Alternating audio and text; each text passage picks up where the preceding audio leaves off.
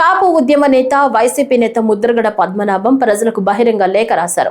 ఈ మధ్య తమ కుటుంబంపై ఒక కుటుంబం దాడి అంటూ కుమార్తె క్రాంతిపై ఆయన విమర్శలు చేశారు. మనస్పర్ధలతో ఆ కుటుంబం జోలికి వెళ్లకపోయినా టార్గెట్ చేస్తున్నారని మండిపడ్డారు.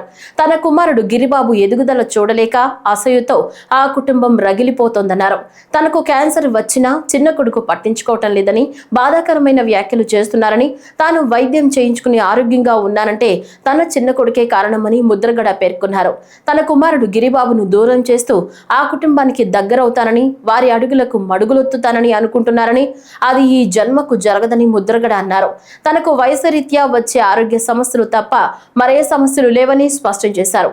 దమ్ముంటే కాపు రిజర్వేషన్లు, ఎన్నికల్లో ఇచ్చిన సూపర్ 6 పథకాలను అమలు చేయించి మీ డబ్బా కొట్టుకోవాలని ముద్రగడ సూచించారు. ఈ మధ్య మా కుటుంబంపై కుటుంబం దాడి చేస్తున్న సంగతి మీకు తెలుసు. ఆ కుటుంబానికి మాకు చాలా సంవత్సరాల క్రితమే మనస్పర్ధలు వచ్చేయండి. అంత మాత్రమే ఆ సంబంధాలు ఉండి గత సంవత్సరం నుంచి పూర్తిగా దూరం అయిపోయామండి. రాకపోక పూర్తిగా స్తంభించిపోయాయండి. అయ్యా, మమ్మల్ని నిత్యం టార్గెట్ చేస్తూ ఉన్నారు. బిందులు నిండిపోతాయండి ఆ కళ్ళ నీళ్ళు. వాళ్ళు ఏడుస్తూ ఉన్నారు, నిత్యం ఏడుస్తూనే ఉన్నారు. మా అబ్బాయి గిరి ఎదుగుదల నుంచి నిత్యం ఏడుస్తూనే ఉన్నారు. అయ్యా, వరలా పోతున్నారు, రగిలిపోతున్నారండి. అయ్యా, వాళ్ళకి వచ్చే పోయికాలం ఏంటో తెలియదు. నా కొడుకు రాజకీయ పైకి వచ్చి తప్ప ఏమన్నా డబ్బులు అడిగామా, వాళ్ళ సాయం కోరామా, ఏమీ లేదే.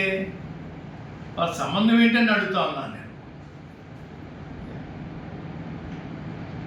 నాకు క్యాన్సర్ వచ్చిందని నన్ను ఇంట్లో బంధించారని, నా చిన్న కొడుకు పట్టించుకోవట్లేదని, మా చిన్న కొడుకు మామయ్య గారు పట్టించుకోవట్లేదని చెప్పేసి తప్పుడు పేరాపన, తప్పుడు సమాచారం ప్రజలకు ఇస్తూ ఉన్నారు.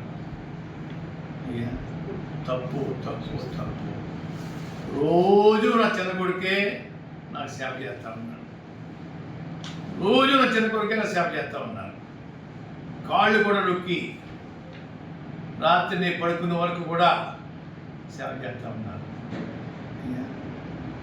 మాకు మాకు నా కొడుక్కి నాకు మనస్పర్ధ పెంచి దూరం చేస్తే నా గడప వస్తానమని చెప్పి అనుకుంటున్నాను.